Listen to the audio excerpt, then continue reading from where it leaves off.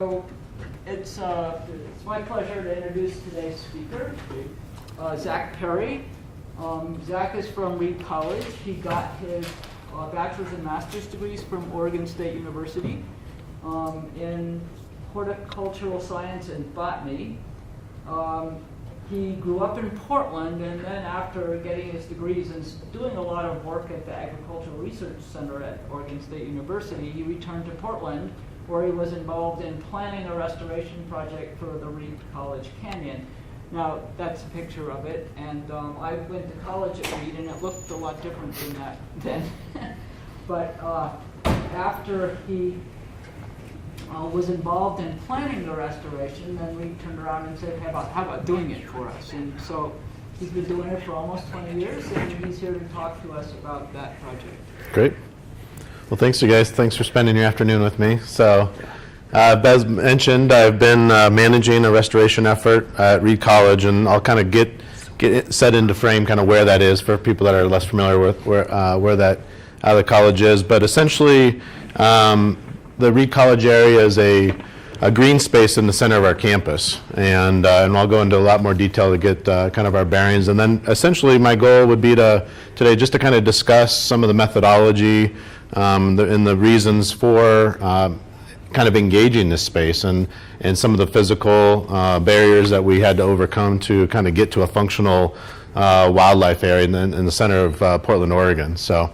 And feel free, I'll kind of get through. I have a lot of slides. They're pretty pictures. There's not a lot of text because I hate reading slides. And I definitely have time for us to go through some questions afterwards. So hopefully you stick around and we can kind of talk through some of the things that maybe I skipped over. So again, just to kind of get our sense of space. This is the state of Oregon. Portland is up in the northwest corner there, and Reed College is in kind of the southeast pocket of Portland, Oregon. This is more or less our outline of our campus, and I don't think I have a laser pointer in this classroom, unfortunately. But essentially, what we see here is 123-acre campus. And the canyon, what we call Reed Canyon, essentially runs right through the middle of the campus through its entirety. It starts at the furthest east end that we see that's on property-wise, it's 38th Street, and then runs all the way. You can see a large lake in the middle, and then there's kind of a blue line that feathers to the left to 28th Street. So it's 10 city blocks, but then it's also a quite wide swath through our campus. The spring water that feeds the system comes to us from kind of a system of aquifers that are basically being serviced from rainfall. We get about 45 inches of rain a year. And what I tried to illustrate in this LiDAR map is that you can see the southeast Portland is framed by kind of all old volcanic peaks. And Reed College, again, for references in the upper left corner, kind of within that black line that we see there. And you can see a picture of a lake.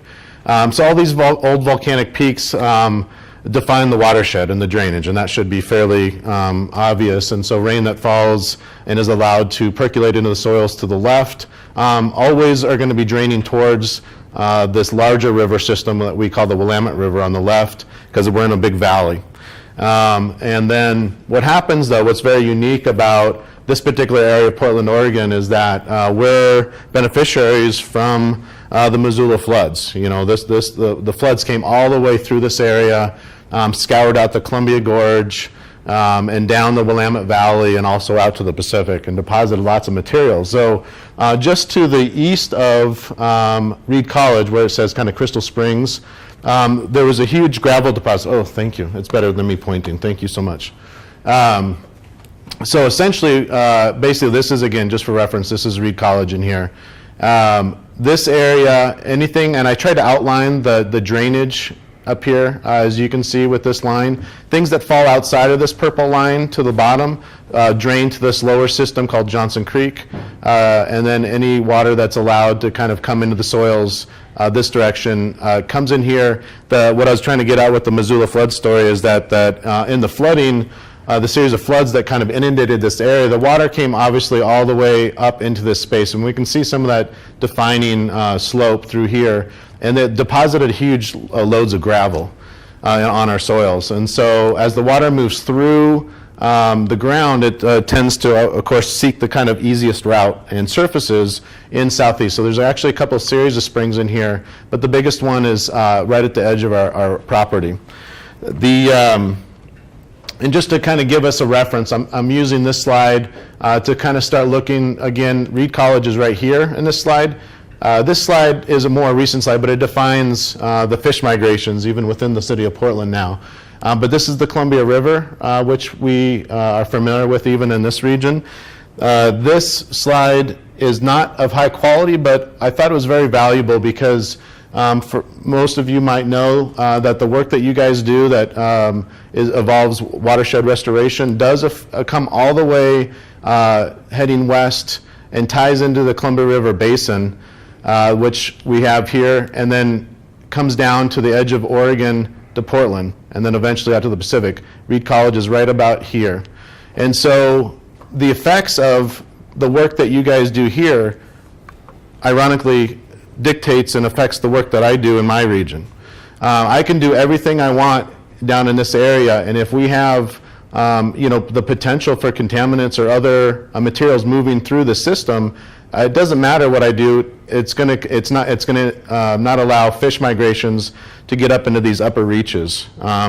And I just thought this was a very kind of interesting tie-in because I was very fascinated with the opportunity to speak with you today and see that these systems are actually connected. These aren't two oases of work. They're actually all connected as it moves to the west end. So back to the Reed College story. This is kind of a close-up back in here. So now we've outlined the canyon. It's about 28 acres. I believe I mentioned that. The springs are coming up out of the ground. We can see kind of a pool down in this area, but essentially all of this space is an emerging wetland. And then Reed Lake is 5 acres, 5 surface acres, a body of water. It's defined right here at this western edge by a historic beaver dam. And so Reed Lake is considered the oldest natural occurring lake in the city of Portland.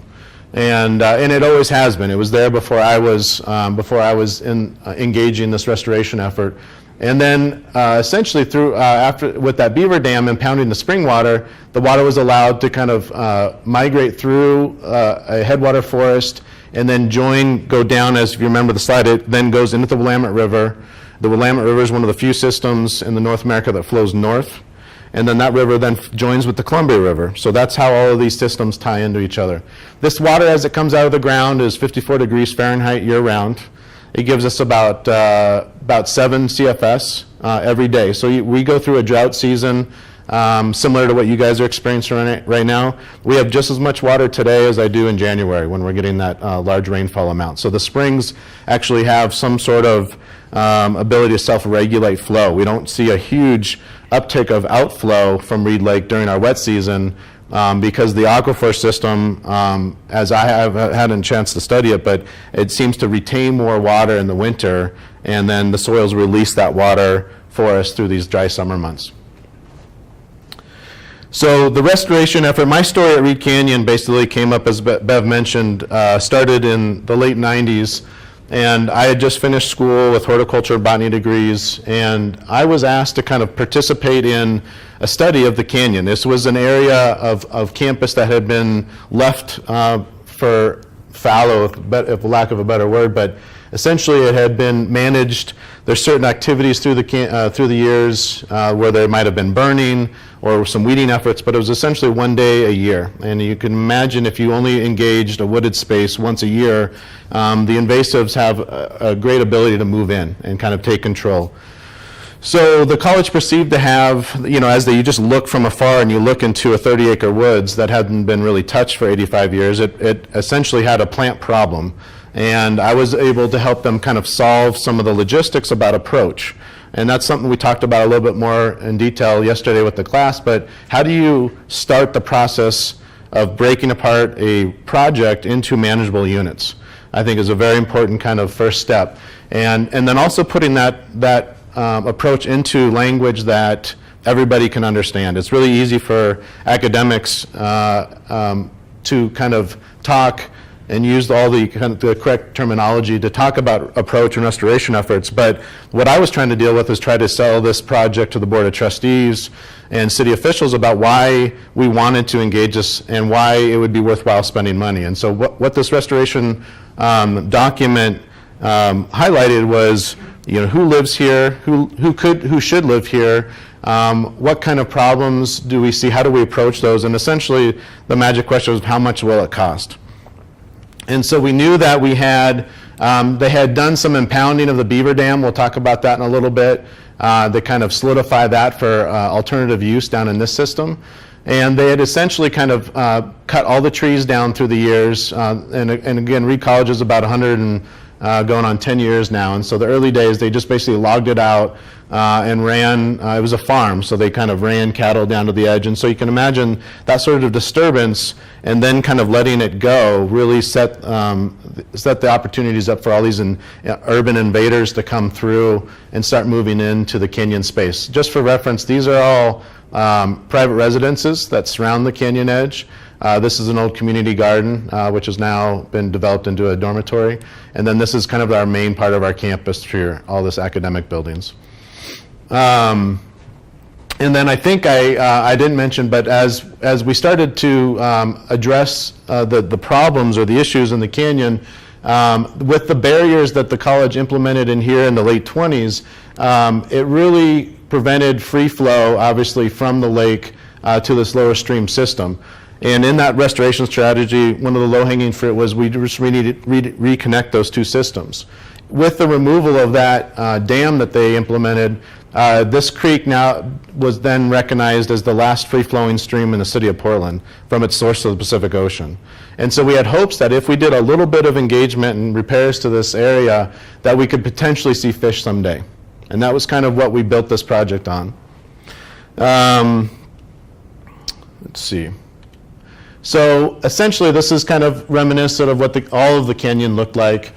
This is, again, kind of not a great detailed picture, but it's really hard to take pictures of ivy and blackberries and clematis all growing on each other and have you see the differences. But essentially, these are all just invasive plants. We have reed canary grass, which is a very invasive wetland grass that fills in and kind of the rhizomes displace water, and it absorbs a lot of water, and it can transpire and really pull a lot of fresh water out of a system like this. And then upland, we basically just had nothing but invasive plant material. So you can imagine these plants was ivy, blackberries, clematis, and morning glory. And all of these plants, although they probably provided some habitat for some critters, they don't provide habitat for a very diverse species list. And they certainly don't provide habitat for many of our native species that we felt this canyon could start moving towards functioning as. Essentially every tree in the canyon, you guys don't have English ivy out here probably, but every tree in the canyon had ivy to the top of it. And English ivy, if you haven't seen it, it's introduced, it's a Eurasian plant, introduced as a ground cover. It's great for landscape purposes because it's green year round, it grows all over the ground, it takes little to no care. But what it likes to do when it matures, it starts to move up trees. And so something that would start as small as a shoelace then matures and starts to move up into an adult phase, because the plant's goal is to get the seed and flower up to the top of this trees, because the birds are its main vector for seed dispersal. So this is what reminiscent of pretty much every tree, and this tree is a Doug fir tree. But this tree is, could be 60 feet tall, and this material was all the way to the tops of the canopy. And you can imagine the biomass if all this ivy and plant material is 70% water, and all of that just hangs on these branches. Part of the problem in the canyon is that trees were just falling over, and it was a hazard to the community. So really, Reed College, when you came to visit our school prior to 1999, they would encourage you not to go down into the woods. And this was a quarter of our campus, and so we had problems with trees falling over. There was no trail system for safe travel, so people were kind of jumping over logs to get over wetlands. And then we had, in an urban setting as we have, you have a lot of kind of homeless camps that set up because it's an unmanaged forest area that essentially people can hide in. And you can see in the background, I don't know if you guys can see this tree in the background, it's just a further shot, same exact thing, ivy about 80 feet up. So basically, I kind of skipped past the restoration strategy, but what I proposed to the college, so I worked with a landscape architect and an ecologist, and I was the plant specialist. But basically, with all of these ideas together, we asked the college that if you wanted to fix this space, it was going to take about 10 years and at least $1 million. Because we had issues again with the dam. We had to build a connection through there, and then we simply just needed to hire students and buy tools to do the job.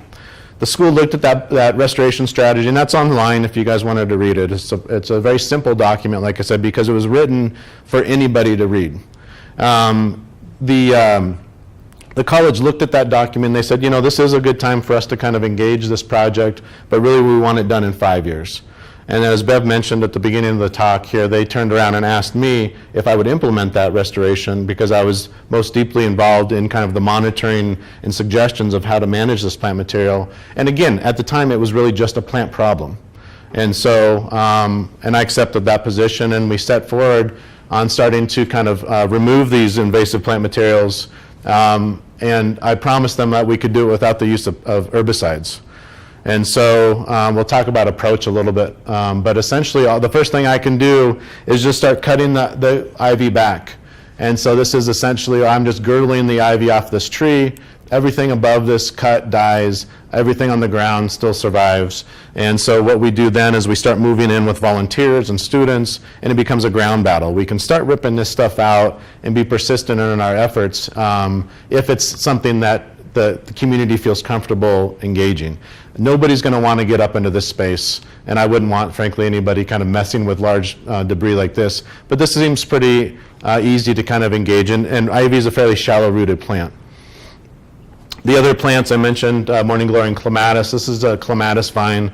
Again, this is the same clematis or relative to ornamental clematis that some people might have in their gardens. And again, it starts as a very fine, smaller than a shoelace. And this, I'm just using the quarter to give you reference, but this is probably a couple inches in diameter. I have ivy and clematis vines that are probably as big as my leg in my office, just as to remember how bad it was, because we're kind of moved on from this point. But this is, again, this is just what happens when you leave things alone in Portland, Oregon for long. We have kind of, with the rainfall amounts that I'm discussing, we have kind of an opposite problem. We have, if you leave things alone long enough, they fill in. But they don't necessarily fill in with the plants that support any sort of wildlife in the area. And of course and as you get ivy and blackberries, ivy is a great habitat for rats and those sorts of things, which we don't want. But there's ground covers. If we can get native bleeding hearts and oxalis and the kind of the native ferns back in, then the insects and the other critters can start utilizing that habitat for house. So as we started cutting the vines, I also had to manage the trees. So what we saw early in the days, as I mentioned, of canyon maintenance with the one-day Canyon Day event that we'll look at, they essentially just burn the canyon out. So if you have a big wooded area and you don't know what to do with it, it seemed like the best idea was just to burn it. And so by doing that, they really broke that kind of whole carbon cycle of management of the canyon, of the soils. And so what I was also tasked with early on is I realized that I can cut all the weeds back, I can plant a tree, but the tree doesn't grow. And it's a very similar conversations that I've had the last couple of days with some of the restoration efforts here. The soil is of such poor quality, what do you do about it? So we are playing with mycorrhizal fungus to try to reintroduce fungus back into the soil and allow a lot of this woody debris to just naturally decompose. This is all the stuff that they burned out before. And if you allow the wood to decompose, insects move into that. If you got insects, then the birds start coming back. And all of these brush piles, if I start, some of these areas I'll just pile up brush, and those are good, that's good protection for songbirds. That's where they want to go in and out of. They can hide and hunt in those areas. So simply this looks pretty bad. And the biggest problem I had with the restoration in these years was that when I'm cutting ivy and blackberries and clematis, generally those things are evergreen plants. So from afar, if we looked down in the ravine, it looks green, and green is good. So what's the problem? And what the restoration strategy did for our entire community was kind of start to kind of get us all talking about the same thing at once. Because if I would have asked all of you guys back in the in the 80s and 90s, what do you think about the canyon? You're like, oh, it's a good place to hang out. It looks fine. It's terrible. All these sorts of things. And everybody had an idea of how to make it better, or if it needed to be better. Maybe ivy and blackberries is just the next phase of this place, and that's what the natural succession is, and we just should let it go. So the restoration strategy basically kind of aligned the thoughts in the college so that we could start moving in a direction of restoration. And that's what we started to do. And these were the things that what I'm showing you now is kind of the most obvious problems that we had. The plant material, you can see that there was a couple things, there's still some green things in this slide, and these are the plants that I started to use for some of our revegetation efforts. And so I'll go back into those plants that somehow made it through the worst of days. I don't know how a fern made it through a pile of blackberries and everything else, but that's the fern, those are the shrubs that I want to use for revegetation. And so this is native dogwood, but this is something you can do with I know you guys use a lot of willow, spireas, snowberry is another great one to do from cuttings. And essentially, I have a set budget with this grant that I got internally in 2000. And I had an option. I can either buy a bunch of plants for revegetation, because Oregon and California, great nursery industry out there. Plants are very easy to get a hold of. But those plants aren't necessarily specific to the Reed Canyon environment.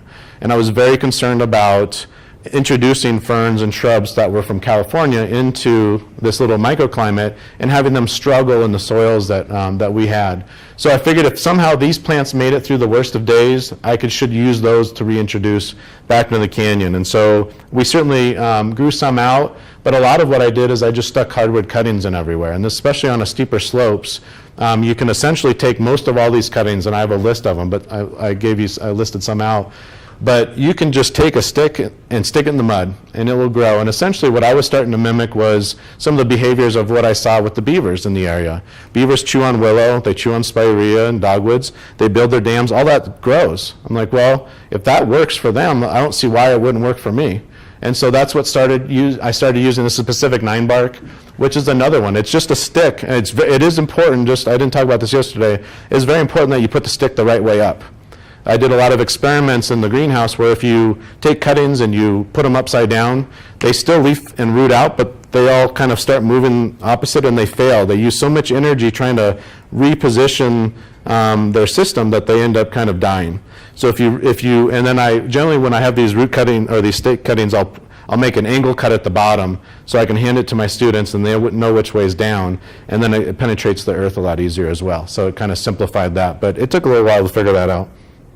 The plants that are a little bit harder to root out or do cuttings from, I have a little greenhouse in here, and all I did in this particular environment is I have just regular kind of sand, clean sand, and there's a copper wire that runs through the sand bed that just keeps it warm through the winter. And if I can do that, then we start getting plant materials to root at all seasons. And so I extended my rooting period where that stick cutting process really only works when the plants are dormant. So you don't take a living shrub and stick it in the ground because it's transpiring too much. There's no roots, it's not able to uptake material, and it will just wilt and die. But if you do that in the wintertime, the plant's not actively growing, then there's that kind of a point where the earth has a thermal effect, it's warmer than the air temperature, and so there's a root zone in there that allows for these plants to grow. The deeper you can stick them, the better. I've stuck cuttings that are 6 feet long, and if you can get them down 3 feet, imagine the root zone that you created. And even if I have predation or a beaver come by, they're not going to kill that stake because it's so the roots are so much so developed before it rooted out. This is looks like holly, but this is Oregon grape, is our state flower. So these plants, once I get roots on them, that's when I start dipping those in mycorrhizal solution, and then we reintroduce those to the plants. This is me with a thimbleberry, large canopy on this, considering the root system in here. Probably sat around in the pot too long, but this is a 2-inch plug, and this has just been sitting at that greenhouse facility ready to go in the spring. And you can see in my background here, I'm working in a fairly diluted area, construction fence in the background so we don't get erosion in the rain season. So the other thing that I needed to start working on as I'm battling back all these plants is that I mentioned that there was some physical barriers that were introduced. This is that western edge of the lake that I talked about earlier, and it's not as pretty as those earlier pictures, but essentially what's happening here, this is 1929, Reed College, and I think these are students and probably maybe some faculty, decided that they got tired of swimming in that lake and they wanted to have a more formal environment to do so. So they wanted to dike up that beaver dam. So this is the beaver dam as they're starting to fill it in. So they're floating logs in and then dumping rock and soil to kind of create literally a hard edge dike dam. And just something to kind of look about too, you can see how defoliated the edge of the canyon. This looks like just a muddy mess down in here, full of eroded water. And so that was basically what that did, is that made way for the college to open up the swimming pool the following year. This swimming pool, for reference, again, if we remember that map, essentially was right at that edge of the lake and right where the creek starts. And so they put this right in the middle of the creek channel. And then they piped the creek around the pool in this direction. And then it discharged in a giant pipe, and then magically you had this beautiful spring-fed creek, cleanest, coldest water in the city, going all the way to the Pacific Ocean, but you had this giant dam and swimming pool at the headwaters. And this is what it looked like when I started. So we knew we needed to do something with this, and originally we had proposed to build a fish ladder around the swimming pool because this pool had been here since 1930, and who am I to suggest that we remove some of the Reed's history? But it didn't have a lot of value. Aesthetically, it had to be surrounded by fencing. There's razor wire up in this area to keep students out at night so they didn't swim and get tangled up in the pool when nobody's paying attention. So what happened, though, at the same time this restoration strategy is being adopted, is that the coho salmon gets endangered listing status in Oregon and Washington. And so that changed the priority of this whole stream below. And this is before any of the restoration started. And so then we had Department of Fish and Wildlife come marching up the creek, the last of the cleanest of the best.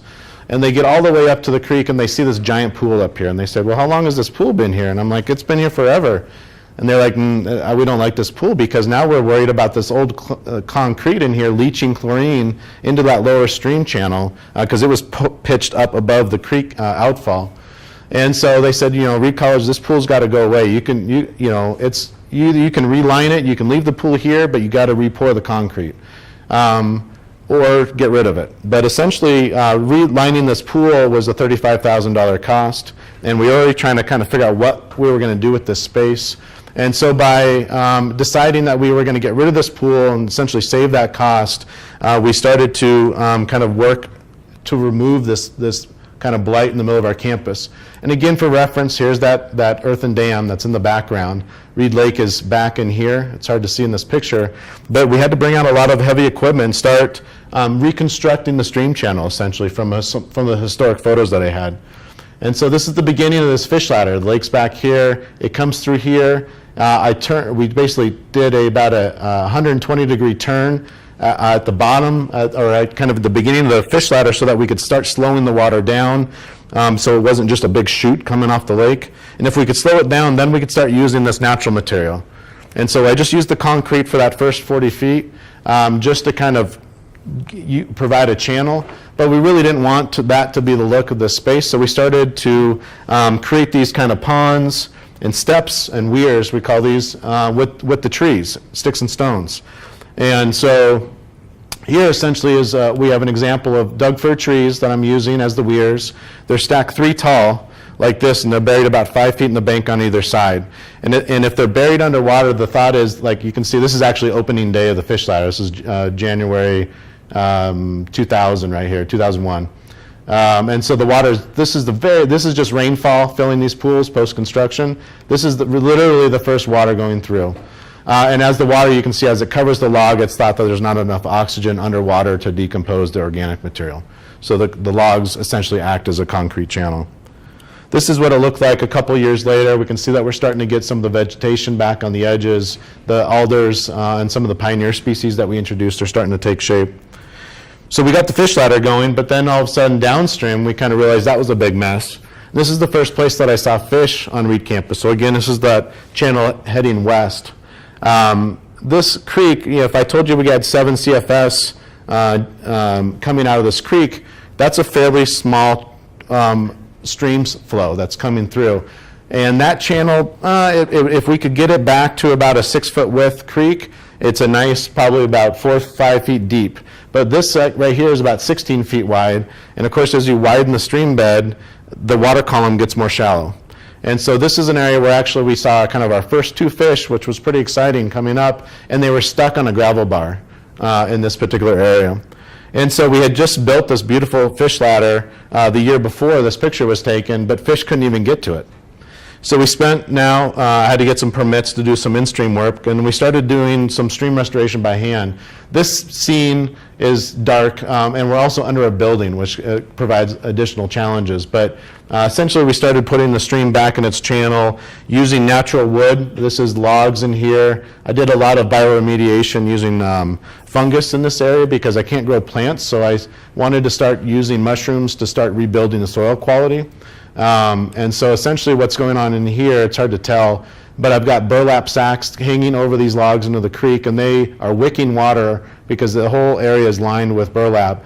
And then I have mycelium and basically coffee bags that I've laid across so that we can start kind of breaking down and adding nutrients back to the soil.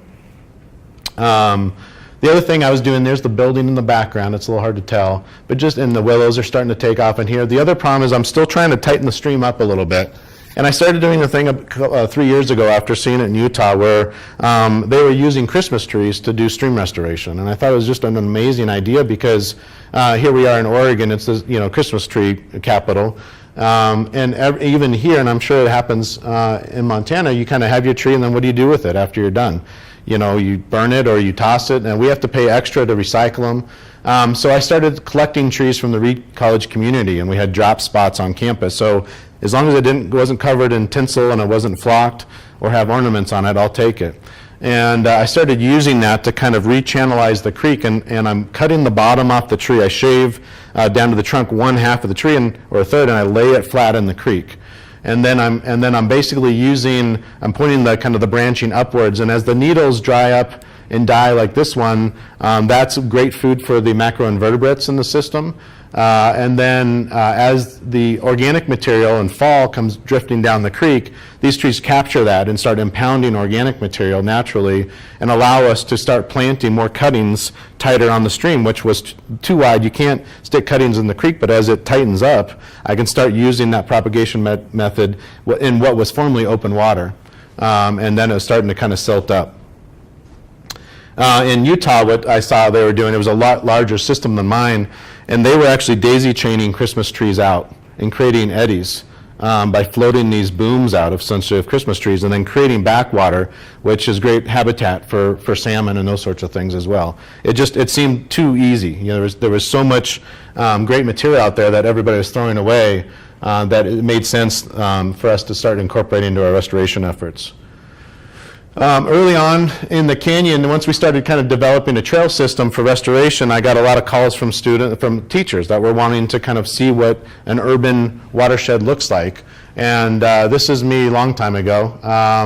And you can start to see that, and really what I'm more interested in is kind of the vegetation efforts in the canyon. I can see that we've cut down a lot of the vegetation. I don't see any invasives. There's a couple trees that are growing, which were there before I was there, of course. And the grass I introduced just to stabilize the soils, just until the shrubs and ferns can start to get foothold because of the rains. If I left this as bare soil, we'd have a potential for erosion moving downward, and I didn't want that. So I essentially threw a short season grass in there just to root in, just to anchor the soil down until I can move in and start working on that. But these kids are coming in. They're learning about the functions of fresh water. It's really important, especially with our spring-fed system, to think about where the water comes from. If I'm in an urban setting surrounded by concrete and houses, how does the water get into the ground? And so encouraging these kids to go tell their parents to disconnect their downspouts so that letting what used to be open fields and before they built their houses, Portland was basically taking all the rift water into the sewer system and treating it.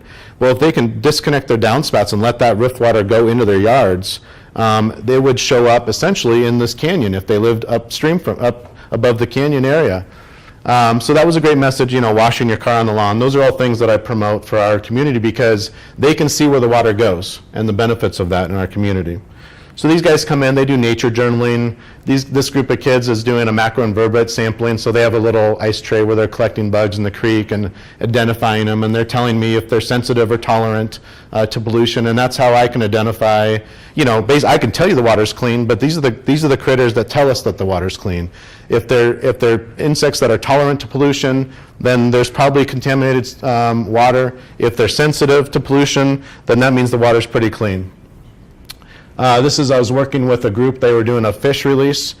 So Portland, for a short while, they canceled this, but they would give salmon eggs to classrooms and let them hatch them, and then they could come out and release them out here. But the success rate of these fish was minimal, and that wasn't really the goal. It was more about developing fish biologists, at an early age and encouraging them to kind of catching their interest at this level. So then we had a lot of kids coming through, about, like I said, about 12 to 1,500 a year, still at those numbers for public school kids. But then Reed College started seeing that there was a lot of opportunities to kind of start looking within the canyon themselves. They studied outside of the Reed College campus, but hadn't really spent much time looking into it, partly because the vegetation didn't allow for you to even get to the water's edge. All the blackberries were 15 feet above our heads, and if you know blackberries, they're covered with nasty thorns. You can't even get from here to there to take a water sample. But because I had cleared all that out, now you have the ability to dip a water and take it up to the lab. I had the opportunity to go to the mine today, which was amazing. A great resource for this college. This canyon has become a very similar resource for our students. They can go down, collect a water sample on campus. They don't need to have a car. They don't need to have a bike. And then they can go back and start using some of that in a learning environment. And this is just a short list of all the classes that use the canyon for academic purposes. At Reed, every undergraduate has to write a thesis. And so I just wanted to kind of illustrate in this slide that basically, essentially, kind of for the first 80 years of Reed being here, there was 14 theses that were written about the canyon, or even mentioned the word canyon. One's about insects, another one about spiders and air quality and fish maybe, but I couldn't make heads or tails of it. And I read them all because I was really interested in the vegetation. I wanted to know what the canyon looked like back then so that we could start replanting it and mimic maybe what was there. But what's really impressive here is that since the restoration, we see a huge uptick in student thesis projects. And the more research that we can do in the canyon, the better I am at doing what I do. Because these kids are studying the beavers and the fish and the frogs and all those sorts of things. And I didn't know any of those things were there when we wrote the restoration strategy because you couldn't see them. But because now we know that there's salamanders migrating through the canyon, I know not to go through that area at certain times of the year. We know our fish population. We know where the beavers live. We know how many we have in the canyon, those sorts of things. And this is just a pie chart that illustrates that 67 thesis projects. Very heavy on the amphibians because it's a great wetland environment to study. And here's an example of two of the students. We started building basically pools. We had a situation where we have frogs who, we didn't have really a mature frog population, which is pretty surprising with how big the wetlands were here. But I saw egg masses and I'd see tadpoles, but we never saw first-year frogs. And so I walked and talked to the biology faculty about that, and they said, well, it's interesting, who do you think, why do you think they all leave? And we said, I don't know. And frankly, at the end of the conversation, we didn't really know who lived in Reed Lake. And so we started doing minnow traps and kind of collecting doing population surveys in our intro bio class at how many fish live in Reed Lake. And then we realized, I could tell you today that we probably have 30,000 resident fish. And these are small like stickleback and sculpin and just non-game fish that aren't very attractive, but they love baby frogs. And so with that research, we decided that, well, what if we introduce a pond outside of the lake system? Would the frogs be happier? Would they survive more? And so we started to see that actually if we developed the frog pool outside of the fish environment, frogs would succeed, and we had a huge frog population. So that's just kind of a success story of some of the studies that we've done. Canyon Day is an event where I just put this in there because it's an event where I bring in the community to help do this restoration, because I think it's really important. I mean, I can do it, the students can work on it, as I'm the biggest employer on campus, to do this restoration work. But it really takes the community to support this project. I want to make sure dogs are on leash when they go through there, but for them to understand why it's important to invite them down and be a part of the solution. And so Canyon Day used to be, I alluded to this, essentially kind of it's Reed's oldest active tradition. It started in 1912, but essentially what the efforts resembled were just basically burnouts, like I was suggesting earlier. And this is down in a wetland. I can see skunk cabbage down in here. This is kind of in the lower canyon system by the creek. This has been about where the pool was, kind of in that era before they introduced that. So you can imagine if you burned all the wood away, kind of what you inherit. Once you stop burning and you leave it to go, then all the invasives moved right in, and that's what set the table for the vegetation problem that we saw. But Canyon Days evolved to less of a burning and more of an ecological focus project. These are a group of students. I usually get about 120 students and neighbors and faculty and staff come out. This is a group of kids that wanted to build a staircase through a very steep section of the canyon because they used the trails, and I wanted to encourage them to find a solution, help me get a solution going. We are removing lots of invasive plants. We introduced the native plants that students been propagating in the off season. Students love to play music and have free food, so we offer a lot of that as well. And this is just a small example of the amount of English ivy we can remove in about 4 hours with those amount of students. And kind of the last project that kind of came on the heels of the restoration, the original restoration, was this what we call the old Reveille Farm. And just for reference, again, we'll kind of look at this map. Here's the canyon. Again, springs are back in here. It takes about 3 days for the water to move through Reed Lake, so it's a very slow-moving body of water. And then once now it goes through that fish ladder system that I showed you here. Here's that building that I was doing some stream work under. And then we get to this piece of property here that Reed didn't own. Here's the edge of Reed College right here. So in 2007, we essentially bought the farm from the old Reveille family. It was 1 3/4 acres because we had concerns about all this work that we had done above them, but this is what the lower creek looked like. And rightfully so. It was a century farm. They had no interest in fish habitat. They were farmers. And so they spent a lot of time armoring the creek. You can see some railroad ties in here, some metal flashing, and still provide habitat though. There's a blue heron in the middle of it, but it's not very good for our fish friends. And the other problem that we had is that we had kind of an undersized culvert that went underneath the road at the edge of our property. So this is essentially an upshot. And basically what happens when you have a creek that's this straight is water flows very fast, and it becomes kind of a velocity barrier as it moves through the system. It's moving too fast for fish. The fish-centric story that I'm going to just go back real quick here to is that this whole lower creek area is beautiful spawning grounds for fish.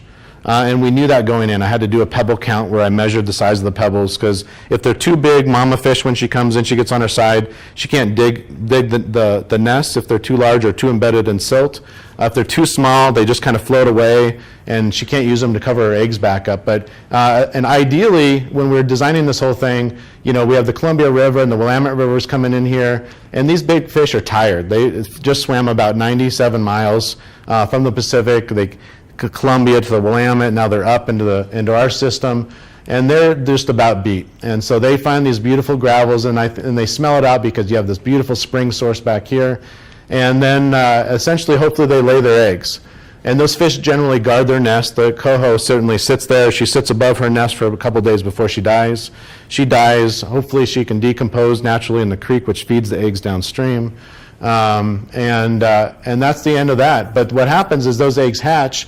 That fish ladder that I showed you, I didn't show you when the logs were there, but that fish ladder was built specifically for juvenile salmon. So if you've seen salmon jumping up waterfalls on the Discovery Channel or in person, it's a very impressive sight. But if you're this big, 8 inches is a waterfall. And those logs that I set were all 8 inches above and below the next one with a big pool. Remember how you saw the water kind of spilling over? Those are resting pools. So if a baby fish starts to go up the ladder, because where the swimming pool was is a lower elevation than our lake, but a baby fish go up and they have to rest. So they drop into that deep pool, they come up, they jump up a couple more. There's 37 steps in that fish ladder that get them from this lower stream to this upper rearing habitat of Reed Lake.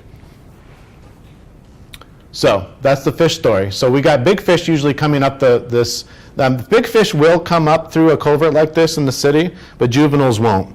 And so we wanted to make this, because if a baby was born off of our property, and we want them to make sure that they can get access to that beautiful spring water in the upper system. So here we are again. So here's the concept drawing. Here's the old stream that we had that's all concrete lined. Here's what I wanted to introduce to the system and bring the meander and slow the water down again. We have beautiful, fresh, clean water. We want to retain that as long as possible. So here we are in the construction phase. I'm building a cofferdam on the side. So this is the creek channel right here that runs this way. And essentially what I did back here in the upper stream is I built sandbags and fencing, and I'm trying to raise the elevation of the creek, and then I stuff it into a pipe, and we take the creek around the work zone, because you don't want to be doing this in the middle of a stream. You'd have a lot of erosion in here. This would just go right into the water. So we move the stream out of the work zone, and you have to do a fish salvage. So if there's any crawfish or insects in that area, you have to remove all of them. You have to actually do a kind of a scouring for life before you drain the creek. And then once we got all the life out of it, we could get the backhoes in there, start introducing large woody debris. And I'm using the wood to maintain pools. So with the backhoe and by hand, I can dig deep pools in this creek. But what happens if you don't implement large structure into this system is that the water will slow down, and when the water slows down, organic material drops out and it'll fill your hole back up. And those holes are, again, important for fish to hide and kind of rest in. And so what I'm doing with the logs is I'm basically driving the log into the upstream side of the creek. So when the water goes around the log, it kind of speeds up and scours out the pool maintenance-wise, and that's been working pretty well. Here's that culvert that we were looking at before. You can see all the armoring's gone, the straight channel's out, and we started to introduce what we call box culverts. And you guys have some kind of circular culverts, same thing. You just want to introduce a system that's essentially big enough that this is a 1.5 times by formula than the bank full of the creek.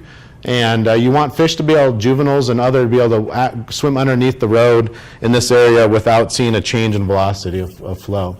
And the third component of this kind of farm restoration was that we wanted to make sure that all of this road waste didn't go in the creek. So before the restoration, there was an inlet right over here, and there was a pipe that went into the creek directly, no treatment.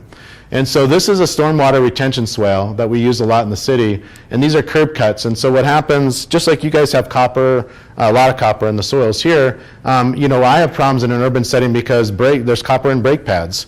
And if people are pumping their brakes going around this corner, it deposits dust. And you get a long summer like we have, and then we get that first rain, and it can flush a lot of copper into our urban streams and create fish problems just like you're seeing in your systems. It's very similar. So this is after and so just with that swale, same concept. We're trapping water into here.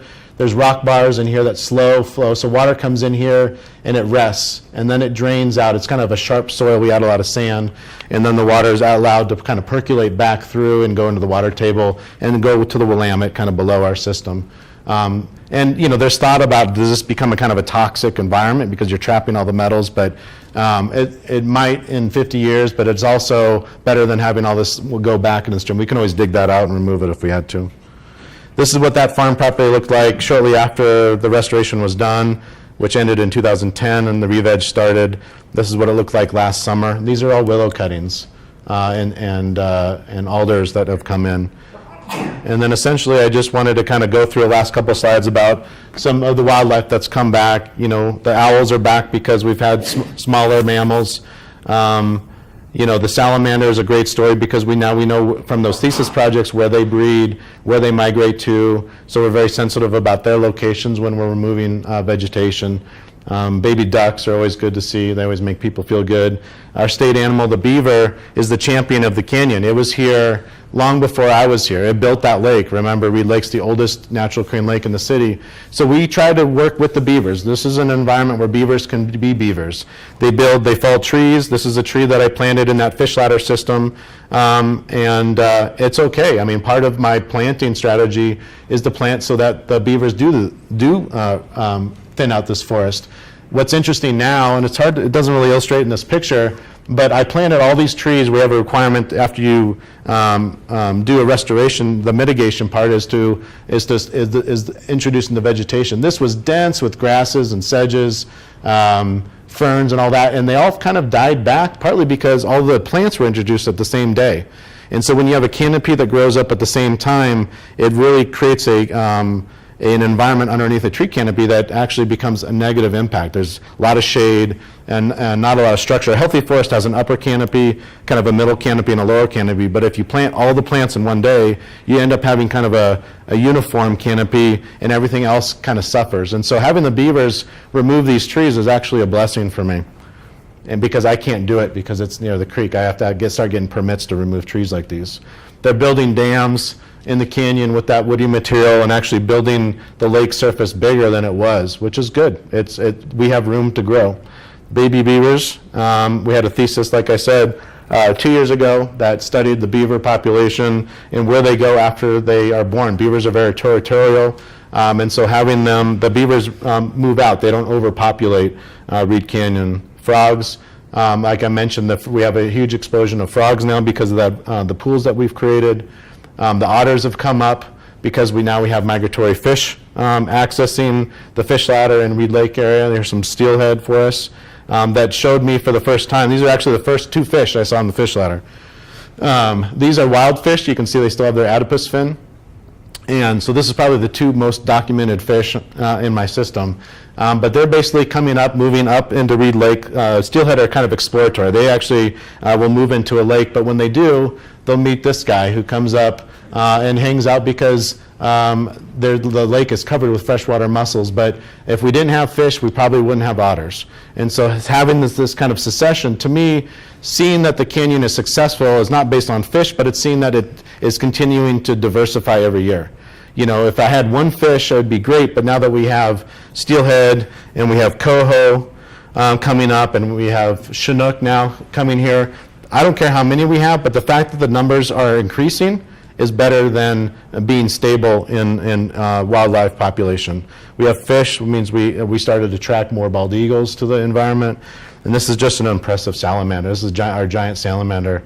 That's my cell phone right there. It's a huge salamander. So I don't see many of these, and they're not very common. So to have that coming up on the edge of the lake was really awesome to see too. We didn't know we had these until we saw them. So I appreciate your time today. I got a late start, so I kind of wrapped up a little bit late. But if you want to see anything about the canyon restoration, I'd encourage you guys to look at the website. The Trees of Reed is more of just kind of looking at the adjacent arboretum that we have that kind of supports it. There's been a lot of efforts on campus. I mean, if you have a green space in the middle of your canyon and you've spent this much energy trying to restore it, you have to kind of change some of the methodology on campus. You can't just pipe all your surface water into the lake anymore. And so those retention swales that I showed you, we're starting to, every building essentially has its own swale around it. All the roof water that comes off these buildings is being captured and then allowed to kind of move into the soil line profile and come up in our spring water. So the canyon effect is starting to move outward on our campus, which has been pretty awesome to be part of. And since the canyon restoration has started, Reed College is a liberal arts college and didn't have a lot of opportunities for students to do physical science, but they started about 7-8 years ago. They started an environmental studies program, which was kind of a huge step for a liberal arts college. And then just this year they hired an ecologist, which has been will probably increase the amount of research that comes in that canyon. And the research that comes to me that I help the students with, again, I can adapt my management practices to reflect the newest information today. Because what we started with in 1999, as you can see, is a far cry from what we're doing now. And that's because the college and myself have been able to adjust with changes based on the new information as it comes to us. So thanks for your time.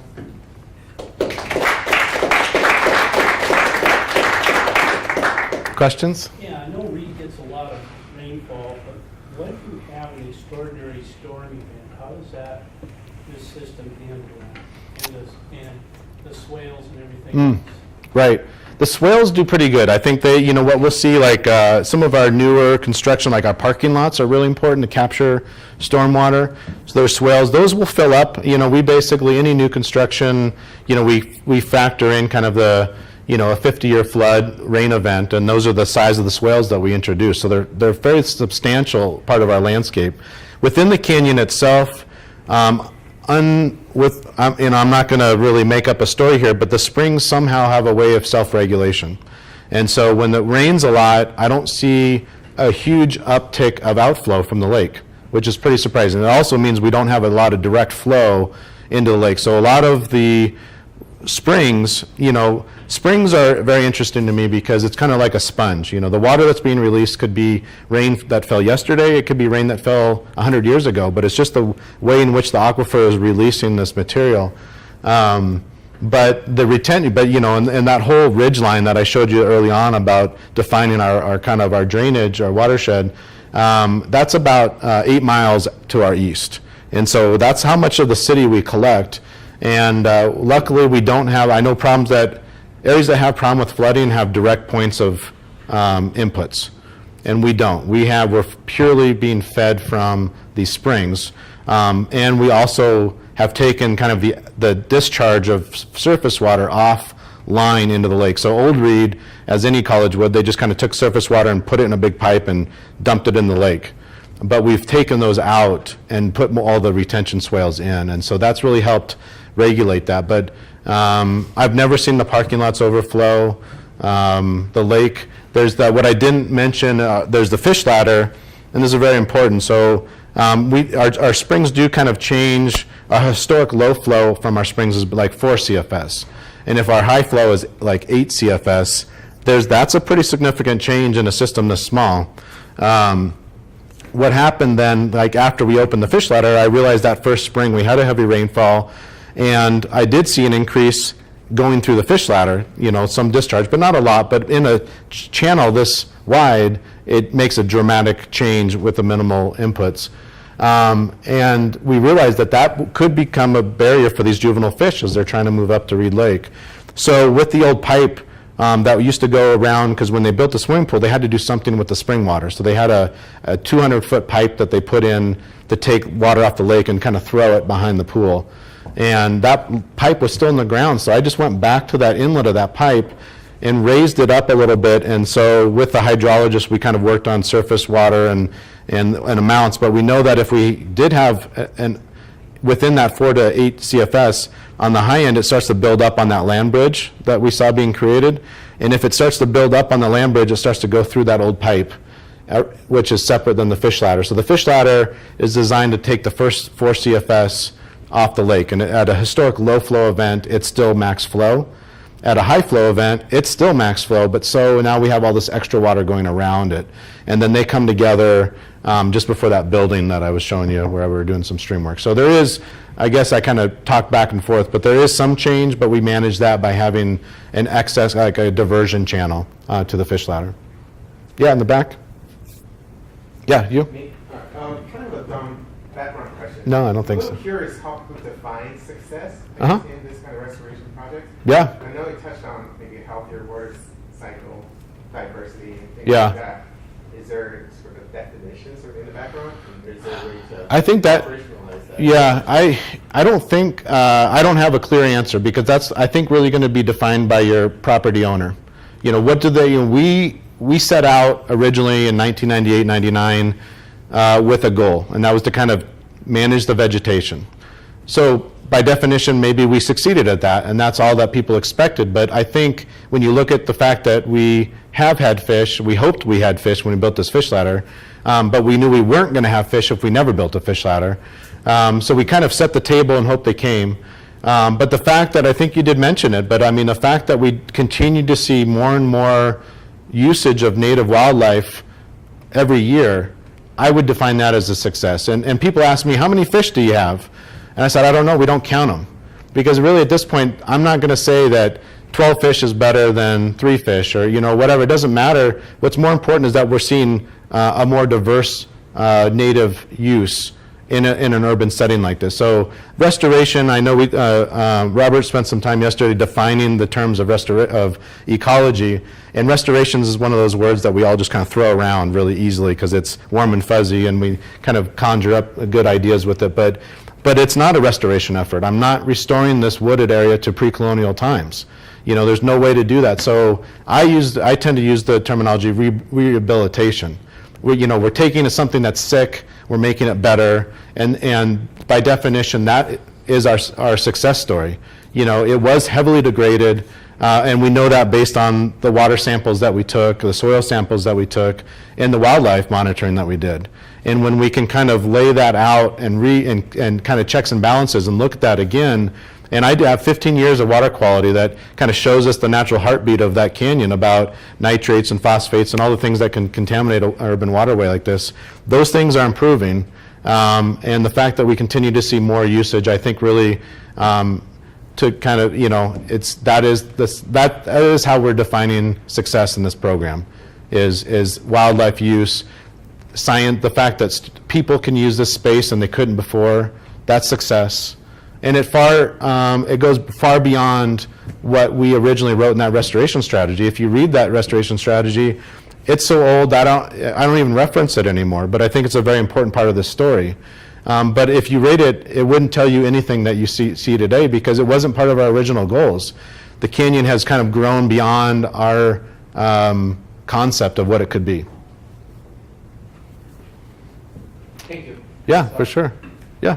So did you have erosion problems with the stream that was straightened out, or with the bridge with the really tiny narrow culvert, or was that? Oh, like during the construction phase? Or Well, like the original culvert? Yeah. That was really tiny that kind of... shot through there?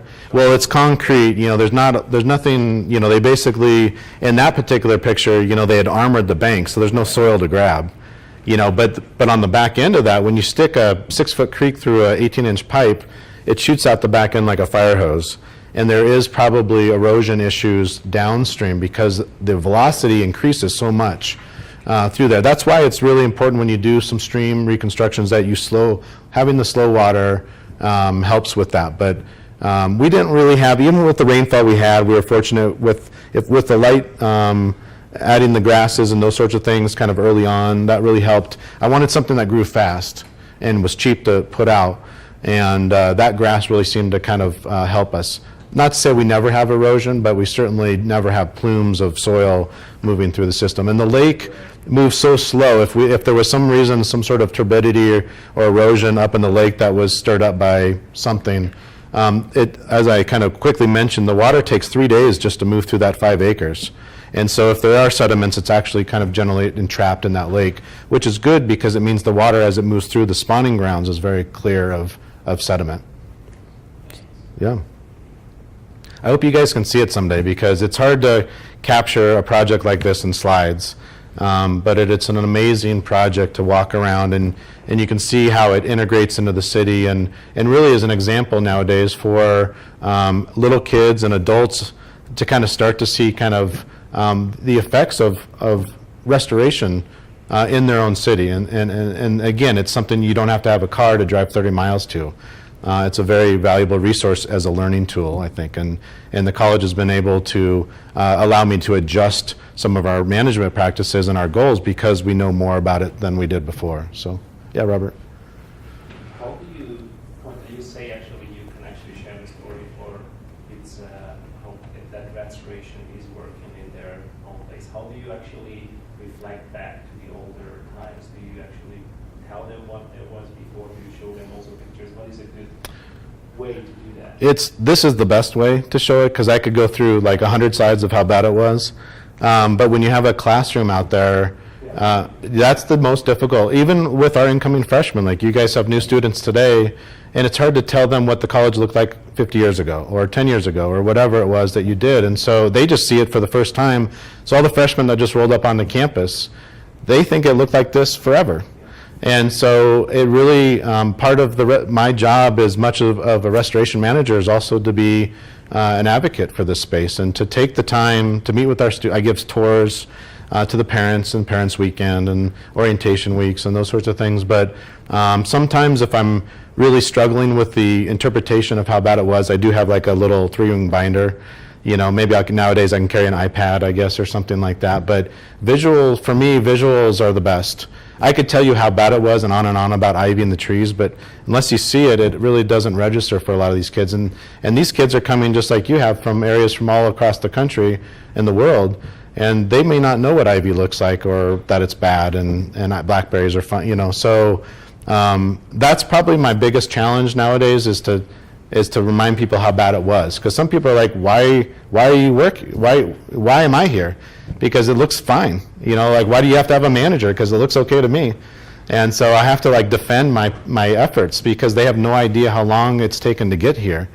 And 20 years is, or whatever, 18 and a half years in my lifetime is a long time, but in the sake and the kind of the story that we just witnessed is a very short period of time. So hopefully I can get more students involved in the restoration and they can become storytellers to their friends and start telling them kind of how bad it was and why, as visitors to this space, whether it's on a weekend with their friends or with their parents, they can start helping kind of be advocates and encourage people to use the area properly and not degrade it by visiting.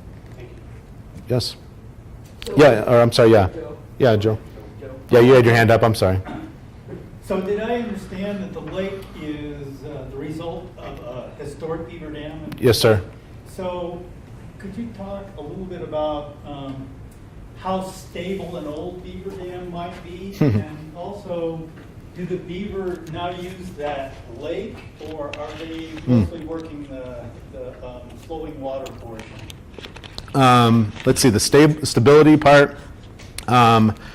It's been, with the diking, it's pretty much a solid land bridge now, and it's actually been, I think even since those pictures have been kind of brushed up because it's the nerve cord of the college now. So, you know, when you think about the college and this green space running right through the middle of it, you have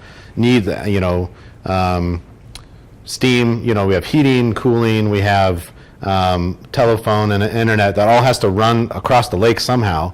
And we have two other bridges where wires can go up, but this land bridge has essentially been built up as the nerve cord. So we heat with steam quite a bit.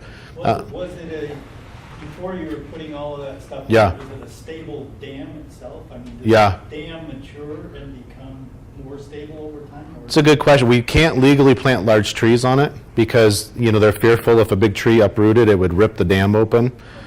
So there's some rules about kind of working with a earthen dam like that, but nobody's ever seen, again, in the history of the college, I haven't been there that long, but there's never been any signs of it breaking down or erosion on that dam. But I know that in the restoration effort, had to be very careful about not allowing, I mean, you know, one thing that could really mess things up that haven't happened is like a beaver or muskrat move in and den up into that dam. And that could really undermine the whole structure of the system. It hasn't happened. So, you know, I think part of the success of this story too is that Reed and myself haven't overreacted. You know, if there's a problem, we can study it and we can respond to it. But, you know, there's a lot of what ifs that didn't play out on this project because simply they weren't necessary. And the dam is a great question. It can potentially fail. It's not built of, you know, rebar and concrete. If it starts to fail, we will probably need to address that. But we've been fortunate, and those guys with the canoe and those Doug fir trees, you know, set the foundation. But I think we've kind of built it up since then, you know, when we introduced all the utilities long before, you know, probably over 50 years ago at this point. But I would say that in that regard, it hasn't become a problem. But if it does, we'll have to address that. The beavers themselves, they do live in the lake primarily. So they love to block up flowing water, but they live in lakes, in lake environments. And so because of the spring water influence, the lake is always 54 degrees Fahrenheit. So this time of year, it has a cooling effect. The reason that it's a great habitat for juvenile salmon is because the Willamette River and the Columbia River and everything going out to the Pacific is too warm now. It's, you know, it increases as all these warm creeks flow into it through the summer months. So it's a great rearing habitat for these juveniles because at no point in a fish's life will it want to live in 70-degree Fahrenheit waters. And the water, so they hang out all summer into this cool water refuge up in this upper section. And then in the fall, we usually start getting rains in October again, and that's when we see the fish migration come out of the lake and start heading back to the Pacific and kind of downstream.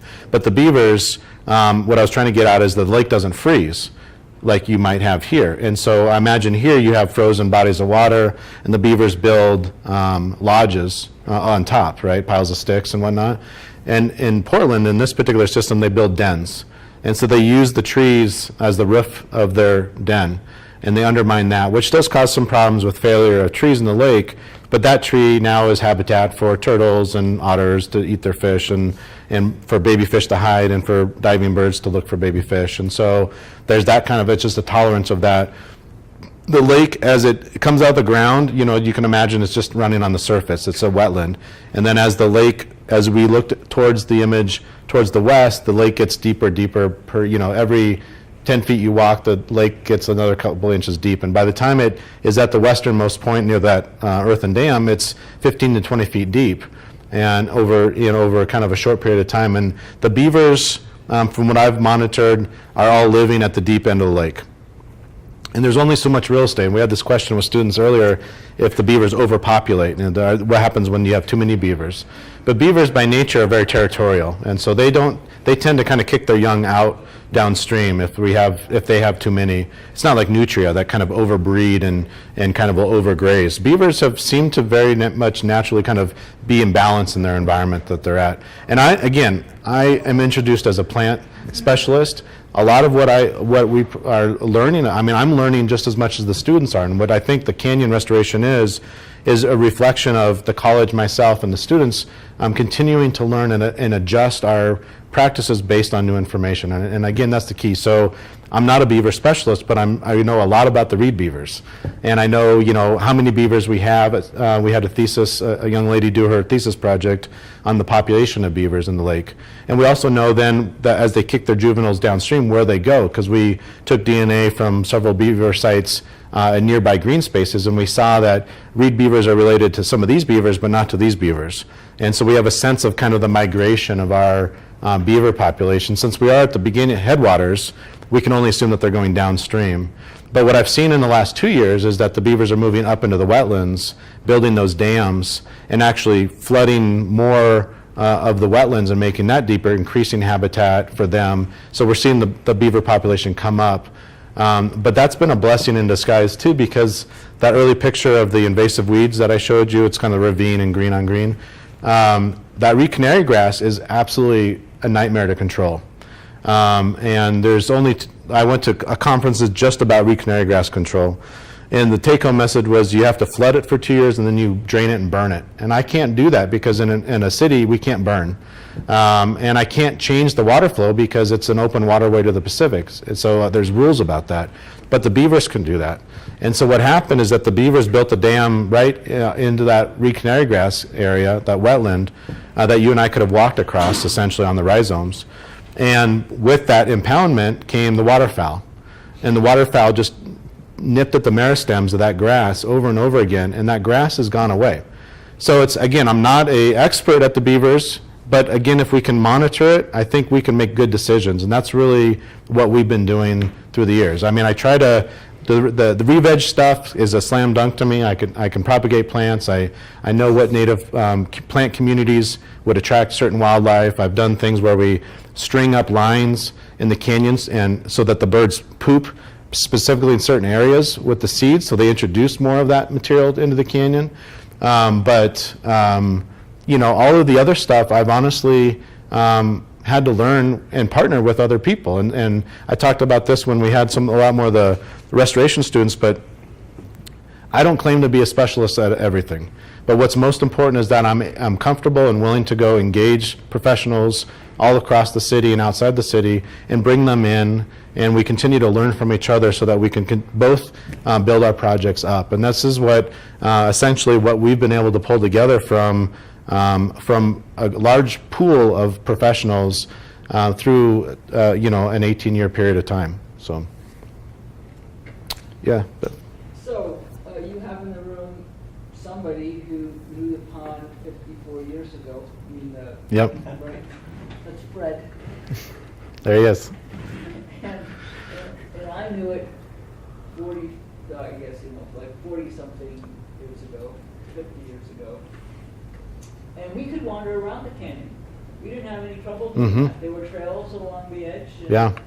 there was I think that little house that was there was like right down near the dam. It was on that picture. And you know, that was open in the evenings, and students and faculty could get together and play their guitars or, you know, talk to each other. Yeah. and we had canyon days, Mm-hmm. and I don't think we ever burned anything. Hmm. You know, we would do trail construction and weeding and everything. Thank you. So it wasn't quite as bad Mhm. as it was in the 90s. Yeah. Back in the early 70s and, mid 60s, which is when Fred was there. Mhm. So, and I'm just amazed at everything that's done, and I'm particularly amazed because you've got to work with the city government Mm-hmm. and with the road and highway people. Mhm. They often have very different priorities Mm-hmm. and values than someone would have. And, the ability to make that swale along the road Mhm. so that, I can't imagine having conversations like that with the authorities and them Yeah. saying, oh, yeah, we'll put in that little thing and, let you put Swell. the grass there. And are they supposed to mow it? Is somebody supposed to I have to mow maintain it, Is yeah. You have to, it's just, you come out of the woods and kind of pull weeds along the road, too, so. But yeah, it's kind of two kind of fold statement there. I mean, I've heard that from our alumni that the canyon wasn't always terrible, which makes sense. I mean, if you're kind of, the early days they were burning, there was probably some activity. I think there, we used to have some faculty that were very involved in the canyon, but then they just kind of let it go. And I think from the period that you guys were there to the period that I inherited that space, it just the invasive plants got a foothold. And they basically started through probably a period of like 20 or 30 years displacing all the other native plants and changing the kind of the functions of that area, attracting other wildlife in. And that's essentially what, it was getting worse and worse. And it actually, the whole story started with this restoration strategy was sponsored by an alumni. And so she was a class of 65, and she came in and she just saw it was one of her favorite places on campus, and it probably was an area that you could use. It was one of the Yeah. favorite places on campus. Yeah. Everybody loved it, and there were trails every which way across Yeah, the upper none edge. of those existed when I saw it, yeah. Right, and there were trails along the edge. Mhm. So who was the alumna? Laura Wilkening. I know her. Yeah. So was Fred. Yeah, she was the champion of this whole story. And so she put down $35,000 to the college that only could use it if they used it in the canyon. Now, She was also the president or chancellor of one of the UC campuses, like Irvine, maybe? I don't know. Yeah, that does ring a bell. I think she's in Arizona now, but Yeah, could have been an Arizona Yeah. campus, but she was she was the top administrator at some campus in Southern California or Arizona. so it forced Reed's hand. I mean, that gift, basically, Reed would like, oh, no, why don't you just give us the money? We want to build a new dorm over here. And she's like, no, you can't have my money if you don't use it in the canyon. So the college had an option. They could either spend $35,000, pull some weeds and hire some contractors, or they took that 35 grand and essentially wrote a document that kind of, like I said, aligned the community into a common goal and got us to a kind of a grant writing position where we could ask for another larger sum of money to actually implement that. And so it's an amazing story when you go back into those details about how we got to that or how I even came into that story. But it does take a lot of the community, and Reed is fortunate that there was alumni that had some vision. She saw anyways, her exclamation with her money was that she was concerned about the degradation of the canyon space because it was her favorite area. And she wants Reed to do something about it, and she wants students involved at every point possible. And so besides the writing of the document basically called, they asked me if I could manage students to do this restoration, because I could easily pick up the phone and call a forest management crew and cut it all down in a day, but they wanted it done through student engagement, in which by doing that, if we had paid somebody else to do it, the students wouldn't be connected to the space.